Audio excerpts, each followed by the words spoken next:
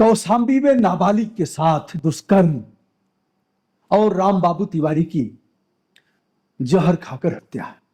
इस मामले में हमने प्रेसिडेंट ऑफ इंडिया यानी भारत की महामहिम राष्ट्रपति आदरणीय द्रौपदी मुर्मू जी के यहाँ एक याचिका करके यह मांग किया है कि इस प्रकरण में जातीय और वर्ग संघर्ष की स्थिति पैदा हो रही है, इसलिए एक ही निदान है कि प्राकृतिक न्याय करते हुए इस मामले में केंद्रीय अन्वेषण ब्यूरो यानी सीबीआई जांच कराई जाए। हमारी याचिका पंजीकृत हो गई है, जिसके बारे में हम बताने जा रहे हैं। और दोस्तों, अब यह मामला सच में वर्ग संघर्ष की स्थिति ले रहा है। यदि वास्तव में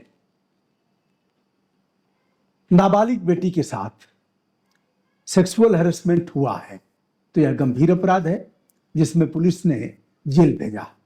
लेकिन जो बातें छन करके आ रही हैं उसके आधार पर यह प्रतीत हो रहा है कि वहां का ग्राम प्रधान भूप नारायण पाल जो आपराधिक प्रवृत्ति का है, कई आपराधिक मुकदमे उस पर दर्ज हैं, अपने ही बिरादरी के लोगों के साथ भी उसने मारपीट किया है। ऐसे भी मामले हमारे पास भेजे गए, उसको भी हमने देखा। और यह भी जाना कि उसका प्रभाव रहा है पुलिस प्रशासन में और फिर एक रास्ता मिल गया। इनके परिवार से भी, राम बाबू तिवारी के परिवार से भी जमीनी विवाद था। इनकी जमीन कुछ उसके घर के पास ही थी, उसमें भी विवाद हुआ, पुलिस तक मामला गया था, उसने पिलर बनाया, इन लोगों ने ढहा दिया। ऐसी भी बात छन करके आ रही है। अब प्रधान ने साजिश करके उस परिवार को जिसे चाटा मार दिया था, ऐसा बताया जाता है। एक महिला का वीडियो भी वायरल हो रहा है जो कह रही है कि ऐसा कोई दुष्कर्म नहीं किया है, और यह भी कह रही है कि उन्होंने चाटा मार दिया था और फिर हमारे बच्चे वहां से चले आए, कोई पत्थर वगैरह फेंक रहे थे, ढेला पत्थर फेंक रहे थे, ऐसा बता रहा है। कि बता रही है कि उसने कुछ किया नहीं है, लेकिन उस वीडियो की हम पुष्टि नहीं कर सकते और नहीं आपको दिखा सकते। लड़की ने जो कहा है वह वीडियो भी हमारे पास है, लेकिन जो संवैधानिक हमारे दायरे हैं, कानूनी जो तकाजा है, वह कदापि नहीं कहता कि हम उस वीडियो को आपके सामने प्रस्तुत करें। बहुत से लोगों ने किया है, उन्हें नहीं जानकारी है। यह भी एक आपराधिक कृत्य है जिसे हम नहीं दिखा सकते, लेकिन बता सकते हैं। हमने उस बिटिया का भी देखा जो बता रही है। अब 28 मई का मामला है, आप इससे भी गए हैं। 28 मई को उनके घर रामचरितमानस का पाठ था, वहीं बच्चे गए थे, वहीं से 2 चांटे लगा दिए, या फिर हुआ होगा, ऐसा भी मैं नहीं कह सकता। तो फिर ग्राम प्रधान के यहाँ मामला जाता है और फिर मामला पुलिस के यहाँ पहुंचता है। तत्काल उसमें अभियोग पंजीकृत होता है दुष्कर्म का और पॉक्सो एक्ट यानी यौन अपराधों से बच्चों का संरक्षण 2012 की जो सुसंगत धाराएं हैं उसमें अपराध पंजीकृत करने के पश्चात तुरंत पुलिस जेल भेज देती है। अब देखिए 2-3 मामले हैं, पुलिस इसमें लोड नहीं लेगी। किस मामले में? ऐसे मामले में वह लोड नहीं लेगी, खट से अपराध दर्ज करेगी और आओ देखा न ताओ भेज देगी जेल। बहुत से लोग ऐसे बाद में निर्दोष साबित हुए हैं, कई साल तक जेल में रहे हैं। एक ये है, दूसरा SC/ST एक्ट है, इसमें भी वह लोड नहीं लेंगे। वो कहेंगे भैया न्यायालय जो करना होगा करेगा। लेकिन बहुत से मामले में यह भी है। आज एक दलित वर्ग के एक बच्चे का फोन आया और कुछ रिकॉर्डिंग भेजा उसने, मुझे देख करके बड़ा कष्ट हुआ कि सीधे सीधे एक सवर्ण व्यक्ति इतना गाली दे रहा है, उस लड़के को इतना गाली दे रहा है माँ बहन के साथ, और उसमें जाति सूचक शब्दों का प्रयोग भी किया गया है। मैं देख करके दंग रह गया, फोन पर गाली दे रहा है। फिर उसने लिखा, CO साहब की जांच रिपोर्ट भी उस लड़के ने भेजा है। बहुत दुखद है, देख करके बड़ा कष्ट हुआ। उसके बाद भी अपराध दर्ज नहीं हुआ, यह भी मामला है। CO साहब बहुत जगह लोड भी नहीं लेते हैं, जांच में IGT जैसा है वैसा ही भेज देंगे। कई बार दलित वर्ग के लोग भी जेल गए हैं। अभी तो लखनऊ में ही विवेकानंद शरण त्रिपाठी एडिशनल जज हैं SC/ST एक्ट के, उन्होंने ही 2 वकील साहब को जेल भेजा जो ऐसा करते थे। एक को 10 साल का कारावास और एक को 7 साल का कठोर कारावास। जिस दिन वकील साहब ने दिखाया कि फला फला जेल से आए पिता पुत्र, और वकील साहब के मामले में ही वह जेल में थे, पिता पुत्र जेल से छूट कर आए साहब, और मुंशी पुलिया इंदिरा नगर में हमको बड़ी बार मारे, जाति सूचक शब्दों का प्रयोग किए और बताया कि आ गया हूं छूट करके, अब देख। अफसोस उस दिन तक वो जेल में ही थे। वकील साहब को लगा कि छूट के आ गए हैं, अब जमानत हो ही गई है, तो परसों की जमानत हुई है तो आ ही नहीं जाएंगे, लेकिन आए नहीं थे। अब उस मामले में वकील साहब, जेल अधीक्षक का बयान था कि साहब तो जेल में थे उस दिन तक, उसके 3 दिन बाद छूट करके आए हैं। वकील साहब चढ़ गए हत्थे, चले गए जेल, जमानत भी उनकी नहीं हो रही है। अब ऐसे मामलों में यह देखा जा रहा है कि यह केस मिथ्या लगाए जा रहे हैं, बहुत से लोग इसे झेल भी रहे हैं और बहुत जगह दलित वर्ग के लोग प्रताड़ित भी हो रहे हैं। मैं एक तरफा बात नहीं करूंगा, लेकिन शिकार कैसे कैसे लोग होते हैं, मैं स्वयं इस मामले में भुक्तभोगी हूं।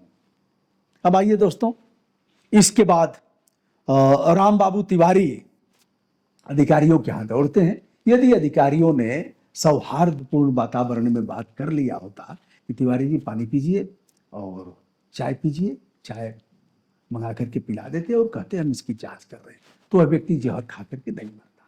कोतवाली में जहर खा करके मरने का मतलब जाहिर सी बात है कि पुलिस से उनका विश्वास उठ गया। वैसे अब तिवारी जी का पोस्टमार्टम हुआ, जहर खा के मर गए, चक्का जाम हुआ, चक्का जाम में लोग लठियाए गए और फिर पुलिस ने केस दर्ज भी किया। तमाम लोग हैं जिनका मैंने उल्लेख भी किया है, और वह लोग कुशल तिवारी, आशीष तिवारी हैं, अक्षय तिवारी जो मुखाग्नि दिए हैं उनके लड़के हैं, राम बाबू तिवारी के अभिषेक पांडे, निखिल पांडे, ओम प्रकाश तिवारी हैं, सिद्धार्थ पांडे हैं, नरेश मौर्य है, यह लोग तो नामजद हैं। शेष जिसको पुलिस चाहेगी उसको कर लेगी, और लोग दौड़ते हैं अपनी जान बचाने। तमाम मामलों के अनुभव के आधार पर मैं कह रहा हूं, जिसको अच्छा आचार्य भैया इनका भी नाम, तो अपना खेल तमाशा होता रहता है। पुलिस ने यदि उस मामले में ऐसा किया होता तो यह नहीं होता।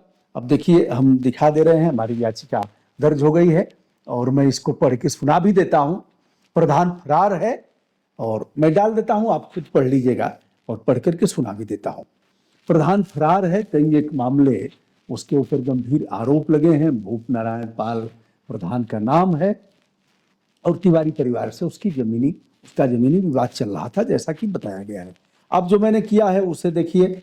जहां तक सवाल है निलंबन का और लाइन हाजिर का, इंस्पेक्टर को लाइन हाजिर कर दिया गया, करवरिया साहब को। लाइन हाजिर कोई मतलब नहीं है, यहाँ रहे चाहे लाइन में रहे, इंस्पेक्टर ही रहेंगे, तनख्वाह मिलेगी। और निलंबन का जहां तक सवाल है, आईओ और चौकीदार का निलंबन, या कोई पनिशमेंट नहीं है, और फिर वह चार्ज मिल जाएगा। मैं पढ़ के सुना देता हूं। यह इसका नंबर है PRSEC/E/2025/00341159। प्रतिष्ठा में महामहिम राष्ट्रपति महोदया भारतवर्ष। विषय यूपी के चर्चित कौशाम्बी प्रकरण पर सीबीआई जांच कराए जाने का अनुरोध। परम श्रद्धेया। उत्तर प्रदेश के कौशाम्बी जनपद अंतर्गत थाना सैनी कोतवाली के ग्राम लोहदा में दिनांक 28 मई 2025 को एक धार्मिक आयोजन के दौरान सिद्धार्थ उर्फ धन्नू पुत्र राम बाबू तिवारी के ऊपर एक नाबालिग लड़की द्वारा छेड़खानी एवं दुष्कर्म का आरोप लगाया गया, जिस पर पुलिस ने दुष्कर्म तथा पॉक्सो एक्ट में मुकदमा दर्ज कर आरोपी सिद्धार्थ को जेल भेज दिया। इस प्रकरण में आरोपी सिद्धार्थ के पिता राम बाबू तिवारी ने अधिकारियों से मिलकर यह बताया कि अपराध दर्ज कराने वाले ग्राम प्रधान के बहलाने फुसलाने के आधार पर ऐसा किया गया है, और ग्राम प्रधान कई गंभीर मामलों में वांछित है। स्थानीय ग्राम प्रधान भूप नारायण पाल से हमारे जमीन के विवाद चल रहे हैं, प्रधान की साजिश पर ऐसा किया गया है, हमारा बेटा निर्दोष है, किंतु उनकी बात नहीं सुनी गई, जिससे क्षुब्ध होकर राम बाबू तिवारी ने 4 जून को थाना कोतवाली सैनी में जहर खा लिया और उनकी मृत्यु हो गई। पॉइजन का प्रयोग करने से पहले उन्होंने अपने सीने और पेट पर प्रधान एवं पुलिस पर को आरोपी बनाते हुए उन्हें फंसाने का गंभीर आरोप लगाया। 5 जून को पोस्टमार्टम हुआ। पार्थिव शरीर को राठी राजमार्ग पर रखकर लोगों ने चक्का जाम किया, जिस पर पुलिस ने महिलाओं एवं चक्का जाम करने वाले लोगों को न केवल पीटा बल्कि गंभीर धाराओं में मुकदमा भी दर्ज किया। प्रस्तुत मामले को लेकर समाज दो खेमों में बटा हुआ है। एक खेमा है नाबालिग के साथ दुष्कर्म और पॉक्सो एक्ट का, दूसरा मामला रामबाबू तिवारी को न्याय न मिलने के फलस्वरूप जहर खाकर अपनी जीवन लीला समाप्त करने का। प्रस्तुत प्रकरण की जांच कौशाम्बी के सीओ सिटी को पुलिस कप्तान द्वारा दिया गया है। इस जांच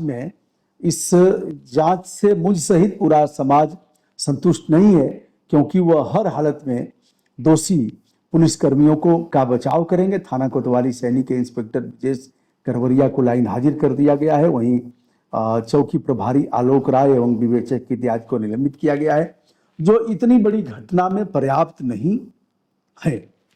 नियमतः इन लोगों पर भी गैर इरादतन हत्या का मुकदमा दर्ज होना चाहिए।